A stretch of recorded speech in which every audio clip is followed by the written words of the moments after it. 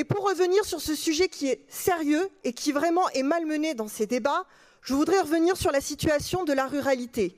Situation qui n'est absolument pas nouvelle parce que depuis de nombreuses années, les études se succèdent et délivrent le constat implacable suivant. Chaque jour, l'État se désengage de ces territoires. Et permettez-moi d'apporter, s'il vous plaît, les témoignages de personnes qui vivent dans ces territoires ruraux et qui n'y vont pas seulement pour y faire une campagne électorale. Tout d'abord, ils vous parlent de la lutte pour garder les bureaux de poste ouverts. Ils vous parlent de l'impossibilité d'avoir des médecins traitants ou de trouver un kiné, une sage-femme, un infirmier. Des accueils de rendez-vous d'urgence qui ne sont plus assurés.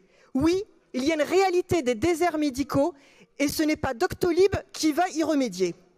Il me parle aussi de ces lycées qui se trouvent à 30, 40, 50 minutes même du domicile des lycéens.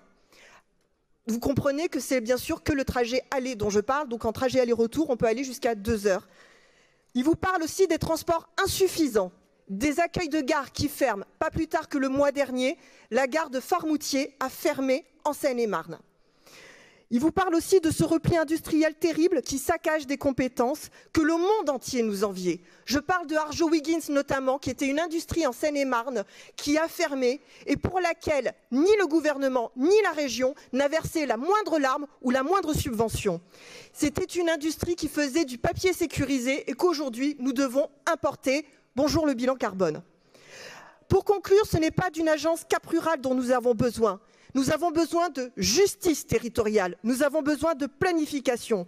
Nous n'avons pas besoin de satisfaire des nébuleuses de subventions, mais de garantir l'accès aux services publics de tous les habitants de tous ces territoires. Une santé, éducation, eau, transport, accès à la culture, services sociaux, énergie, etc., etc.